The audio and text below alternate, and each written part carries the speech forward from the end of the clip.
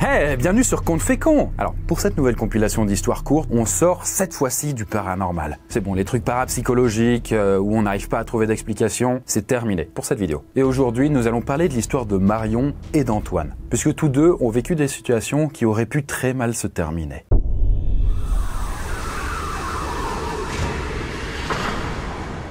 Et nous commençons avec Marion qui a été confrontée à un gang. Je m'appelle Marion, j'ai 28 ans, je suis actuellement en études pour être animatrice sociale. Elle aime bien les pâtisseries et les jeux de société. D'ailleurs, elle en possède plus de 200. Mais ce qu'elle a vécu n'était vraiment pas un jeu.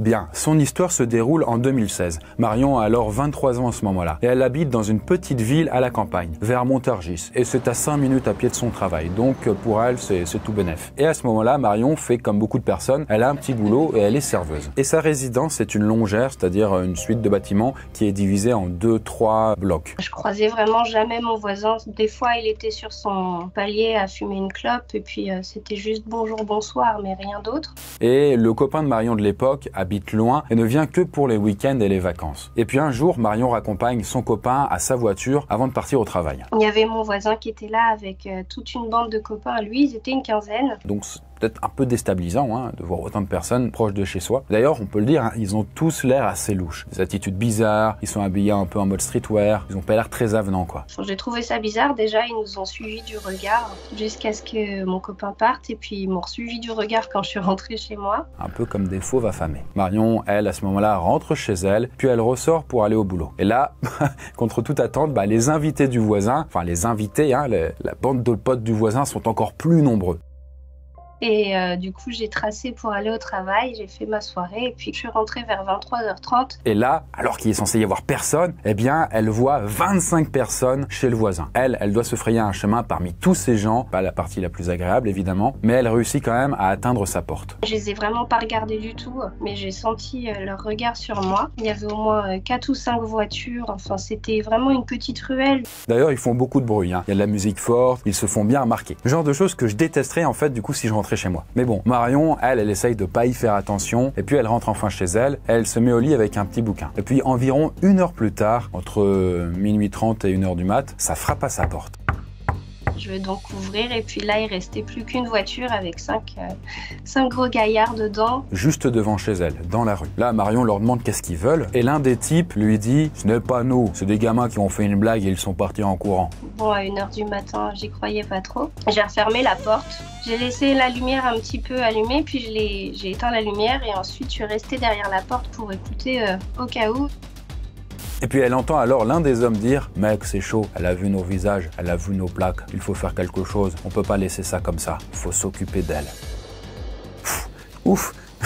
T'entends ça, du coup, c'est un peu dernière phrase que t'as envie d'entendre quand t'es chez toi tout seul.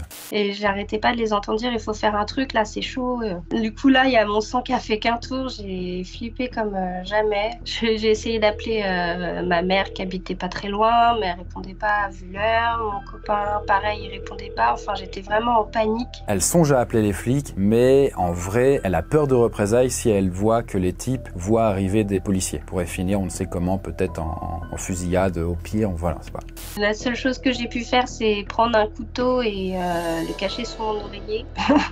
C'était mon réflexe. Voilà, c'est un couteau gros et minceur. Vous voyez, c'est ce modèle-là, superbe. C'est intimidant. Et puis bon, elle le cache sous son oreiller, elle se met au lit, mais elle ne ferme pas l'œil de la nuit. Et puis finalement, cette nuit-là, il ne se passe rien du tout. Le lendemain, sa mère vient déposer son frère pour faire une course. Elle m'a dit mais il s'est passé quoi dehors et tout hier. Du coup, je pensais qu'elle parlait de moi, qu'elle avait eu mes appels et tout, mais non, en fait, c'est qu'ils avaient laissé un gros bordel. Il y avait des papiers de McDo, des poubelles partout dans la rue. Ça semble le gros capharnaüm. Marion raconte alors son histoire à sa mère, qui se met elle aussi à paniquer. Là, tout de suite, elle a le réflexe de vouloir appeler la police. Je l'ai supplié de pas le faire parce que j'avais peur des représailles. Au bout d'un moment, Marion doit aller au travail pour le service de midi, comme elle est serveuse. Du coup, une fois le midi passé, elle rentre chez elle et là, sa mère revient elle aussi. Là, sa maman lui raconte qu'elle a fait des recherches pour essayer de savoir qui sont ces gens. Mais évidemment, elle n'a pas trouvé. Elle en avait parlé à une de ses copines qui habitait aussi dans le village et il y a des années, en 2012, je crois, il y a une nénette qui avait été retrouvée étranglée près de la gare. C'était donc à ce moment-là, 4 ans avant, et cette fille habitait précisément là où habite Marion.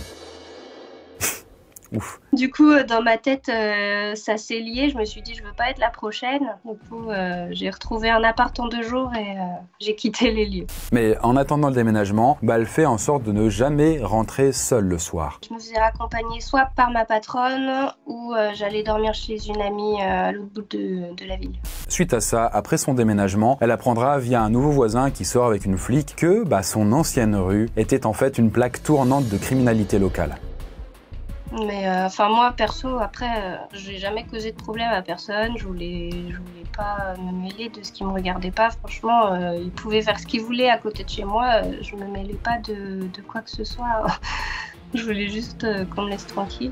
Avec le recul, elle se dit que peut-être que la personne étranglée à la gare n'avait peut-être pas de rapport avec le gang à côté de chez elle. Juste une coïncidence. D'ailleurs, en faisant des recherches, elle a trouvé que pour ce fait divers, le coupable avait été arrêté et que 2 autres personnes avaient été aussi inculpées. Et la fille d'ailleurs avait été droguée lors d'une soirée. Donc du coup, c'était en fait un autre fait divers mais qui n'avait pas de lien avec son histoire à elle. Mais néanmoins, Marion est quand même devenue un peu parano suite à cette mésaventure. Mais maintenant, ça va mieux. Tout le temps que j'étais serveuse, jusqu'à l'année dernière, je faisais très attention quand je rentrais le soir, si je n'étais pas suivie. En tout cas, de manière générale, ça l'a rendue quand même plus méfiante. Elle n'ouvre maintenant plus la porte aux inconnus, de peur peut-être de se retrouver nez à nez avec 5 costauds qui ont l'air pas hyper bienveillants. Surtout que désormais, elle est maman. Mais du coup, qu'est-ce qu'on peut en dire? Est-ce que Marion a été vraiment confrontée à un gang criminel? Ça, elle ne le sait pas vraiment, mais en tout cas, les types avaient clairement des intentions louches. Et elle a eu la peur de sa vie cette nuit-là. Et puis voici maintenant l'histoire d'Antoine qui a fait une découverte assez singulière dans une forêt et qui a dérangé quelqu'un qui n'aurait pas dû l'être. Je m'appelle Antoine, je suis actuellement en 3e année d'histoire à Besançon. Je suis passionné d'histoire, j'aime le sport, principalement le foot. Et il aime bien aussi faire des urbex avec 2 amis à lui. Et justement, ce qui lui est arrivé, c'est avec ces 2 amis. Nous sommes à ce moment-là en mai 2020. Antoine et Cédric, un de ses amis, se souviennent un jour que le village de leur enfance est dans une ancienne région minière. Et à l'époque, il y avait un chemin qui s'appelait le chemin des mines. Et comme son nom l'indique, c'est un chemin pour descendre dans une mine qui est un petit peu aménagée, la mine. On a décidé donc d'y retourner pour se rappeler du chemin et la montrer à notre 3e ami qui fait partie du groupe. Et puis un samedi, Antoine y va avec Cédric pour du repérage, histoire de voir si c'est toujours fréquentable quoi. Une fois arrivé sur place, la végétation est très dense et ils ne reconnaissent plus rien du tout. Néanmoins, il fait jour, c'est quand même un bon point. Donc on ne retrouve plus exactement le chemin pour y aller, donc on décide de se séparer. Antoine va alors dans une direction et Cédric va dans une autre direction. Vous connaissez le proverbe, séparez-vous toujours quand il y a un problème, c'est toujours mieux. Le fameux credo des films d'horreur. Bon, en tout cas, Antoine va alors sur un chemin sur la gauche. Et d'après ses souvenirs, c'est sans doute le fameux chemin des mines. Et là, après un peu de marche, il arrive alors sur un camp fortifié en bois. Voilà, vous avez la vidéo. Et en plus, c'est pas tout petit, c'est assez grand, c'est assez bien fortifié, donc je suis un peu étonné. Parce que c'est quand même une piste forestière assez fréquentée, et lui, il ne l'a jamais vue. Il sait pas qu'est-ce que c'est. Là, il fait le tour rapidement pour voir qu'est-ce que c'est un peu mieux. Et autant vous dire qu'il a les chocottes. En fait, il ne sait vraiment pas sur quoi il va tomber. Mais il ne voit personne aux alentours. Là, du coup, il fait demi-tour et il va retrouver Cédric, son ami, et il lui raconte sa découverte. Donc il me rejoint, et une fois réunis, on y retourne. Ils décident alors tous les deux de retourner dans ce camp fortifié. Là, une fois sur place, Cédric demande s'il y a quelqu'un. Il y a quelqu'un ? Ouh ! Mais personne ne répond. Ils prennent alors la décision d'explorer le camp et de rentrer dedans. L'entrée, elle est un peu... il y a plein de bouts de bois qui sont mis en travers, donc pour pas qu'on rentre, c'est chiant en fait, donc on les enlève, on rentre quand même, mais ça faisait abandonné. Un peu comme vous voyez les anciennes maisons qui ont été abandonnées et laissées en jachère. Et ça ne fait pas très propriété privée, vous voyez, c'est plus un truc fait un peu... de manière non légale. Mais bon, ils sont toujours pas rentrés dedans, donc ils poussent les planches et ils finissent par réussir à s'insérer. Et là, à l'intérieur du camp, tout est sale et semble clairement à l'abandon. On regarde vite fait, donc il y a des sortes de tentes un peu en bâche, donc il n'y a personne dedans, il n'y a pas de choses récentes, tout est poussiéreux. Là, les 2 amis se regardent et ils se demandent « Mais où est-ce qu'on est ? Est-ce que c'est un camp de survivalistes ?» Vous savez, ces gens qui se préparent à la fin du monde, qui veulent apprendre à être plus autonomes dans la nature, tout ça. Bon, en tout cas, il n'y a clairement pas de femme de ménage dans les environs.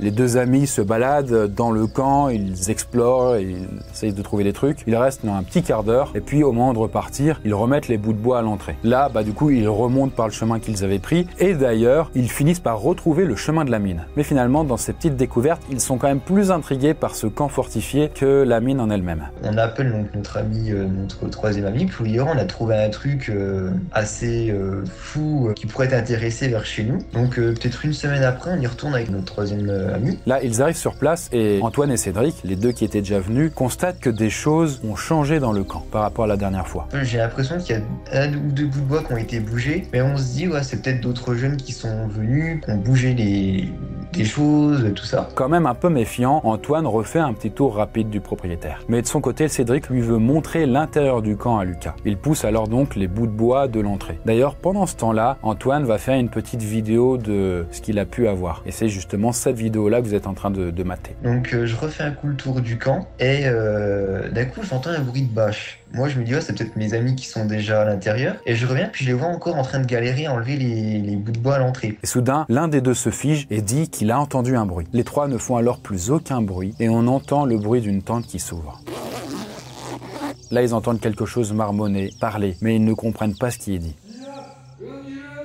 On sait pas sur qui on peut tomber, donc on se barre en courant. Sauf que, je sais pas, par réflexe, on retourne pas au parking, mais on retourne à la mine. Bon, à ce moment-là, ils regardent derrière eux, ils voient qu'ils sont pas poursuivis, et comme leur niveau de stress a descendu, ils se disent, bon, peut-être qu'on peut visiter la mine pendant ce temps. On fait une pierre de coups. Ils en profitent aussi pour débriefer sur ce qui vient de se passer. Là, ils arrivent à la mine, ils y restent une bonne demi-heure. Bon, pas grand-chose à signaler par rapport à ça, c'est une ancienne mine. Après, donc, on remonte, et puis on se dit, s'il y avait une personne et qu'elle nous a potentiellement suivis, elle est peut-être retournée dans ses occupations parce qu'on est parti peut-être une demi-heure, trois quarts d'heure. Donc, Et là, à 30 mètres du parking, ils croisent deux joggers. Et là, les joggers leur disent « Ah, c'est vous les trois jeunes !» Et là, les trois, on est stupéfaits. On les regarde, on fait comment ça, les trois jeunes? Et ils nous font ouais, il y a un vieux monsieur, pas très grand, avec un t-shirt avec une tête de loup un peu trouée, barbu, on comprenait pas trop ce qu'il nous disait, qui cherchait trois jeunes qui l'auraient dérangé. Là, Antoine, Cédric et Lucas essaient de se dédouaner en disant que ce n'était pas eux et qu'ils cherchaient juste la mine. Bien sûr. Là, le jogger dit « Ah, ok. En tout cas, si c'est vous qui le cherchez, faites très attention. Il a pas l'air très net, le gars. » Là, il est plus sur le parking, mais il est parti sur la route vers le village. Alors nous, à ce moment-là, quand on apprend ça, on prend peur, on se dit c'est qui, qu'est-ce qu'il nous veut ce gars? On attend que les joggers partent, et une fois que les joggers sont partis, on a pris notre jambe à notre cou, on est parti dans la voiture et puis on s'est barré. Et on n'a même pas pris la route qui remenait directement au village, on a pris notre route qui était beaucoup plus long, justement pour pas croiser ce mec sur la route au cas où.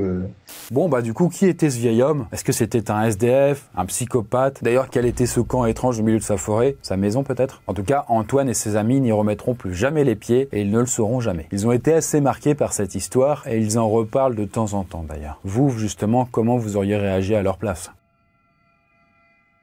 Eh bien, en tout cas, voilà pour cette petite compile d'histoires courtes. J'espère que ça vous a plu. Heureusement, il n'est pas arrivé de broutilles à nos protagonistes. Et comme on dit, plus de peur que de mal. Bon, heureusement, ce genre de cas sont quand même très rares. Sachez qu'on continue à récolter des témoignages, mais maintenant, c'est à visage caché. Et du coup, directement par téléphone. Parce qu'il y a certaines personnes qui sont pas à l'aise avec la vidéo ou le fait de s'afficher. Ce que je peux comprendre. Donc voilà, si vous avez des histoires vraiment atypiques, flippantes, anormales, paranormales ou non, d'ailleurs, ou qui sont mystérieuses, vous pouvez nous raconter ça. Après, on vous appelle par téléphone, c'est très rapide. Et sur ce, moi je vous retrouve dans la prochaine vidéo. Bye!